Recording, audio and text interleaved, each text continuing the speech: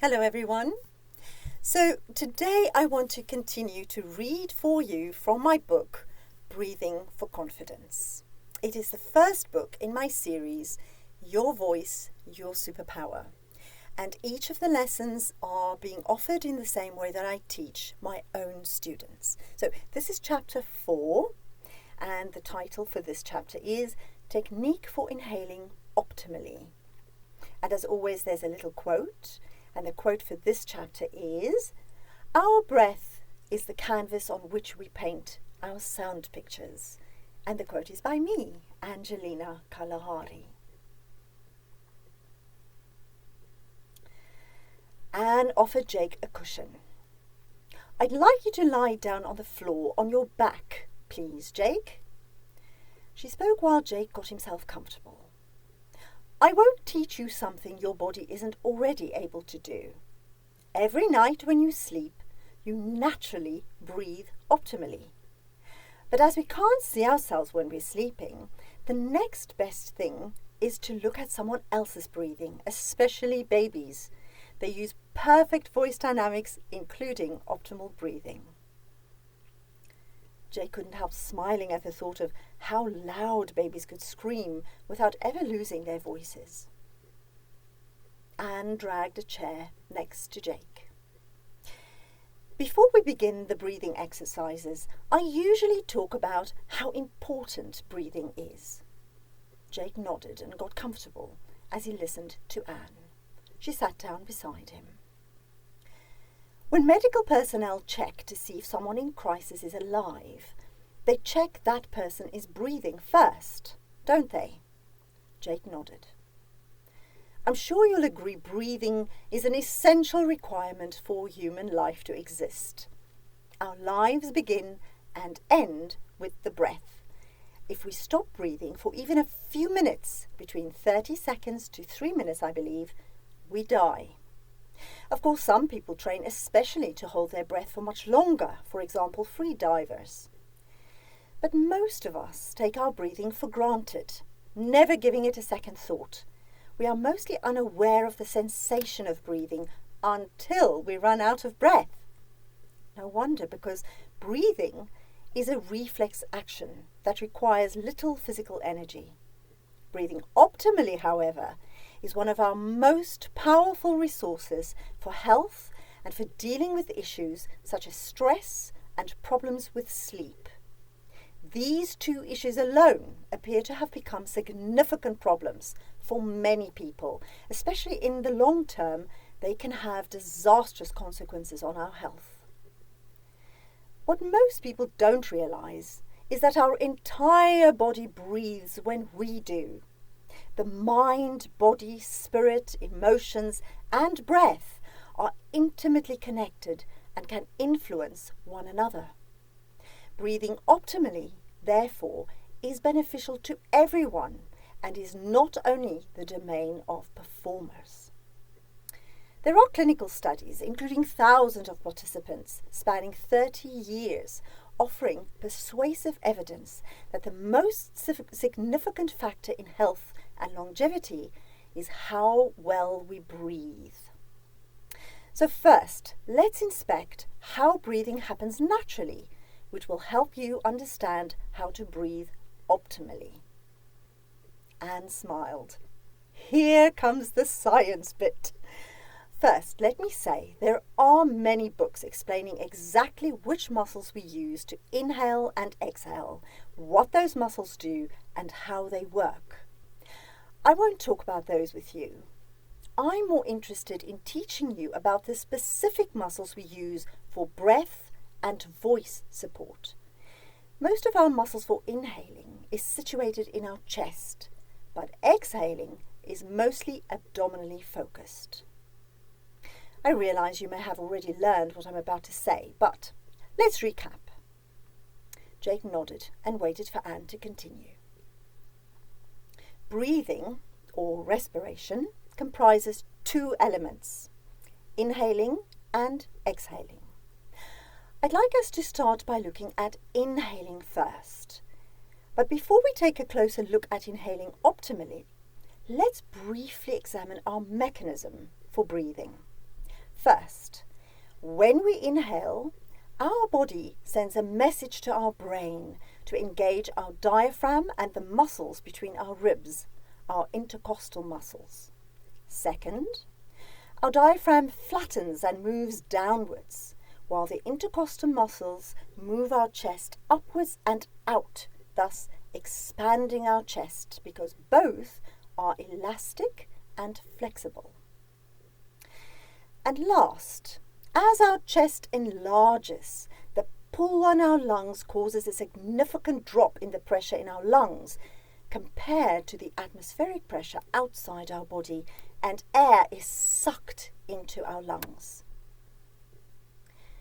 When we speak or sing, more air moves through our mouth than through our nose. It means that inhalation is brief and rapid, while exhalation is prolonged and slower. But we'll look at exhalation separately because we control our out-breath specifically for singing and deliberate speaking. It's more pronounced in singing, but the same process happens during speech. Quiet breathing, which occurs at rest or during minimal activity, is a process we repeat around 17 times per minute, 1,020 times per hour, and 24,580 times per day. You may already know this, but our respiratory center near our spinal cord within our brain controls the rate at which we inhale and exhale. This control is automatic, involuntary and continuous. We don't consciously think about it.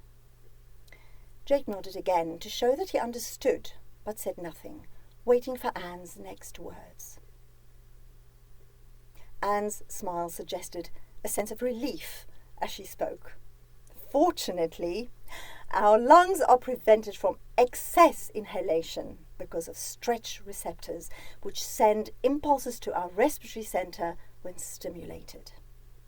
We can differentiate between breathing, which involves the movement of air into our chest cavity, and respiration, which entails the exchange of gases in our lungs. It works like this.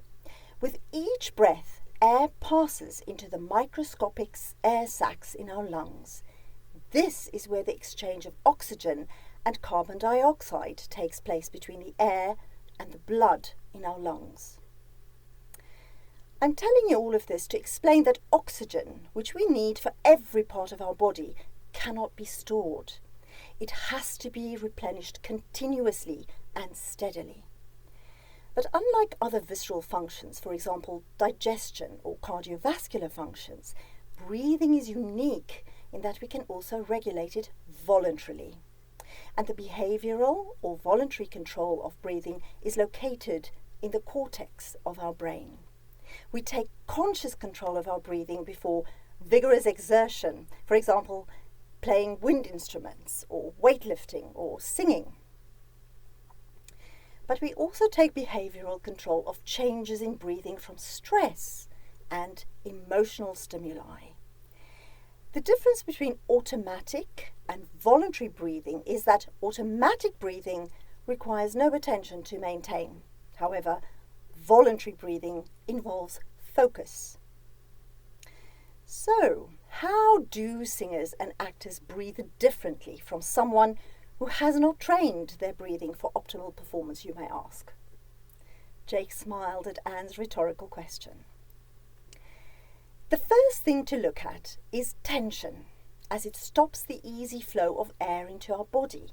We want as little tension in our upper body as possible to achieve the best chance for our voice to fly out of our mouth unrestricted. Anne paused for a moment. Her eyes became even more intense and as though she was about to share a secret with Jake. But there is much more to breathing than merely the physical. Anne nodded to herself. It's important that we look at the emotional impact of breathing. Even though we're not always aware of our breathing, we usually know our emotional state. Wouldn't you agree? Jake nodded. He'd studied breathing over the years, but Anne's words were logical and made sense to him. He wished he'd been recording everything Anne was saying and made a mental note to hit the record button on his phone in his next lesson with her. But he said nothing and waited for her to continue, not wanting to miss a single word. We all know our breathing and our emotions are deeply connected. Breathing in specific ways can alter our mood. We know our breathing can change our feelings, from the deep sighs of feeling sad, to the rapid high breathing of anger, to the deep slow breathing of feeling calm and contentment. Pain or cold forces us to take careful, focused, short, sharp breaths, which makes us feel not too much. Mothers giving birth are advised how to breathe to make their experience easier. And people who meditate use breathing to still their minds. Jake nodded to show he understood and agreed. You already know that actors in search of a character often start with breathing to inhabit the character they're creating. Jake nodded again. It was one of the first things he'd learned in theatre school, even though he didn't always use it these days. He knew it was partly where he'd gone wrong recently. Anne's voice drew him back to her words. There is more involved in our emotional states than our breathing. Deep breathing, however, especially if you're not used to it, can bring to the fore emotions we may have suppressed or forgotten. I'm sure you already know how breathing can help you calm down when you're nervous, or make you feel more confident when you're having a crisis of self-doubt. Jake nodded and wished he'd remembered these things during his disastrous audition. So, now we've refreshed your memory a little about posture and the science behind breathing, let's look at the first technique for optimal breathing. Jake could feel his chest inflate as he breathed in. Anne watched him intently. Jake, breathing that high in your chest will cause or exacerbate tension in your upper body, which will most definitely affect your jaw and tongue and strangle your voice when you try to sing. Jake sighed. Yes, that's exactly what's been happening. You mean all my problems stem from my breathing? Well, tension plays its part too, but yes, breathing is the canvas on which we paint our sound pictures. If our breath isn't as easy and smooth as it can be, our sound pictures wobble and our communication lacks clarity. Jake remained silent and waited for further instructions. Again, as before, when Anne helped Jake with his posture, she asked for permission to touch him. He nodded and felt her placing her hand on his lower abdomen below his navel. Now, as you breathe in through your mouth, push my hand away as you feel your stomach inflating. If done correctly, the action guarantees to leave your chest tension-free automatically. Jake opened his eyes. I have a question. Why do I have to breathe in through my mouth? Anne nodded. Good question. Because when we sing, we don't have time to breathe in through our nose, as we have to keep in time to the beat at the very least. Breathing in through our mouth is quicker, therefore. It's also easier to breathe quieter through our mouth, which doesn't interfere with the music being sung. Because our epiglottis sits at the back of our mouth above our throat, when the cold air hits it as we breathe in through our mouth, it confirms that our throat is in the preferred open position for singing. Singing is definitely also a sensory experience. Anne paused and smiled. Actually, we naturally breathe through our mouth when we speak too. But if you feel your throat going dry, please breathe through your nose, which will immediately eliminate any dryness in your throat. But you will have to make a conscious effort to do so unless you've come to the end of a phrase or the end of your speech. Jake nodded. It was something he'd already experienced. He laid back and closed his eyes to concentrate more fully on his stomach and his breathing. Anne's hand felt warm on his stomach. No, don't suck in your stomach, Jake. I know many people do so, but I'm asking you to do the opposite. If you suck in your stomach, you'll be breathing too high in your chest and causing stress there, which in turn will cause stress in your voice. But don't worry, it can take a little while to get used to the sensation of your stomach filling as you breathe in. You might imagine your stomach as a balloon that inflates as you breathe in and deflates as you breathe out. But it is physiologically impossible to breathe in your stomach. All you are doing is relaxing and expanding your stomach as you breathe in, allowing your diaphragm to relax down so that your lungs can fully extend. This way, air can be sucked into your lungs properly instead of only at the very top of your lungs, as most people breathe. We call this abdominal breathing, as I'm sure you'll remember from your previous studies. I know some people refer to it as diaphragmatic breathing, but that's incorrect. We need to relax the muscles below our navel for optimal abdominal breathing because we will be using those muscles to support our out-breath while we sing or speak. This way, you connect your breathing to your muscles. Jake nodded, concentrated on relaxing his stomach, and took a deep breath. Anne removed her hand and smiled. Not too much breath, Jake. You don't have to breathe more deeply than usual. Just breathe normally. The air will go all the way down into your lungs and you'll need less than you might imagine for good voice work. If you breathe too deeply, you'll again cause tension in your chest. There's no evidence that the amount of air we breathe has any relationship with the maximum capacity of our lungs, the quality of our voice, or the control of the volume of our voice. We use the same amount of breath to speak louder as we do for speech at normal volume. Anne's eyes twinkled as she spoke her next words.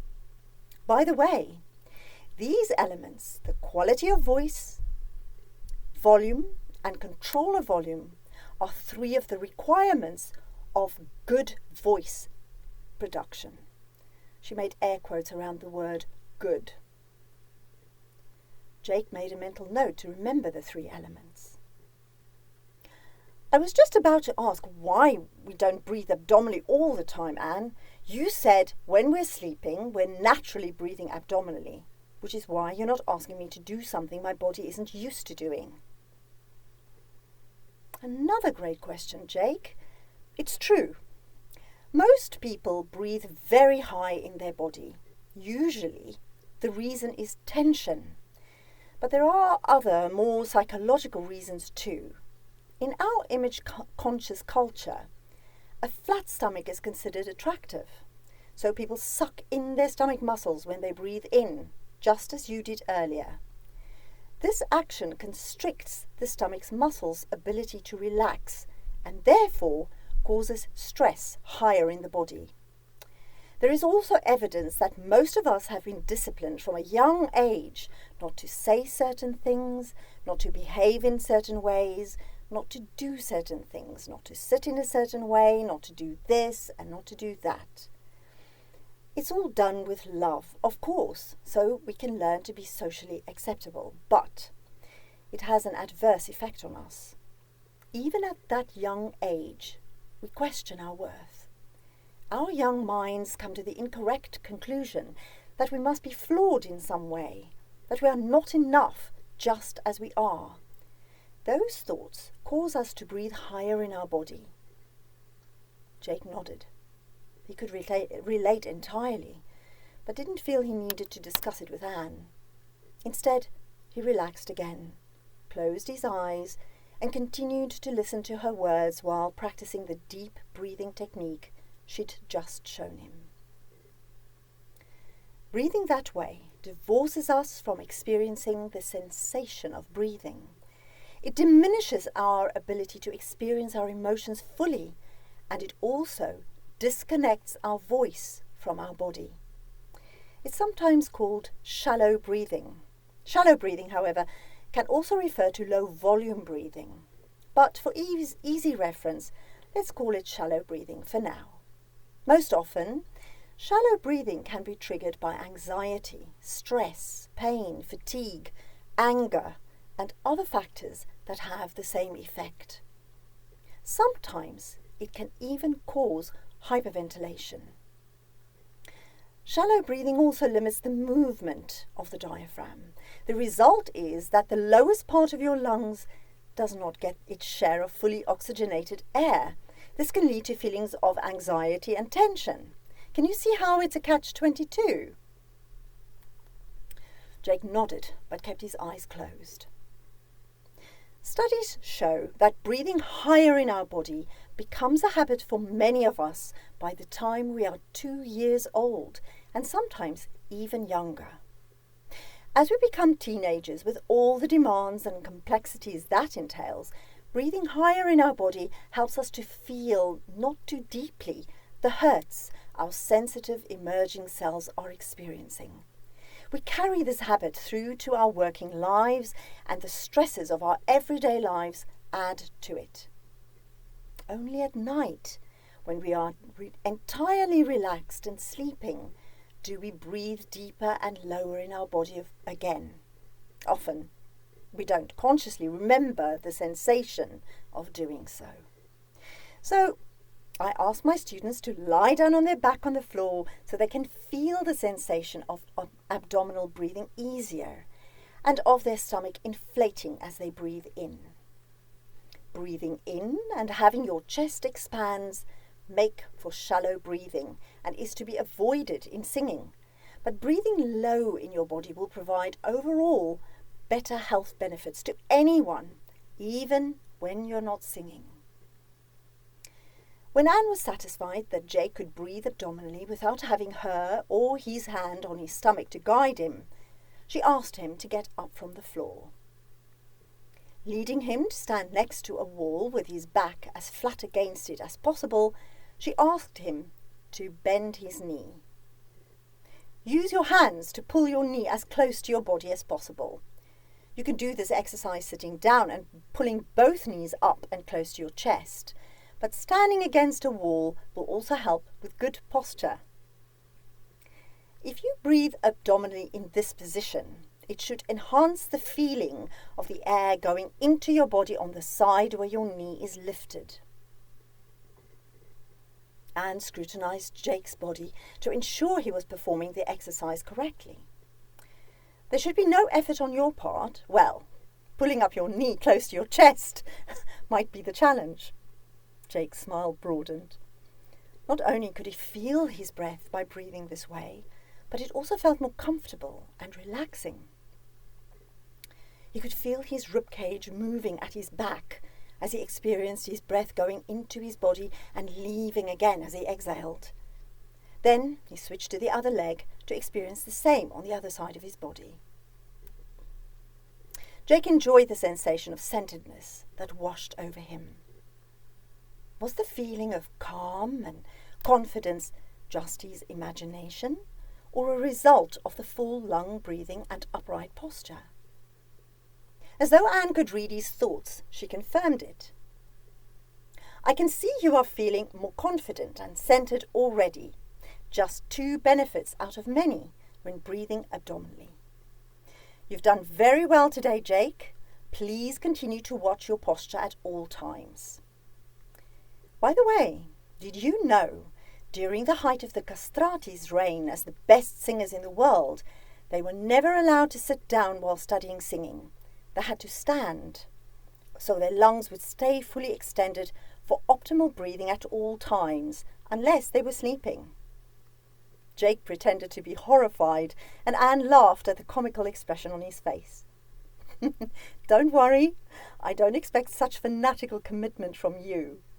But from now until we meet next week, please continue with the abdominal breathing exercises.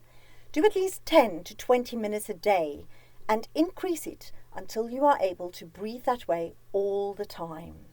It's great for speaking, and your body won't rebel when you're ready to sing, as it might do if your body isn't used to it. You'll find it especially useful when speaking on the phone, which is when we seem to forget all our techniques. It's not always easy to change the habits of a lifetime, and I feel you've done very well on our first lesson on inhaling. So to recap,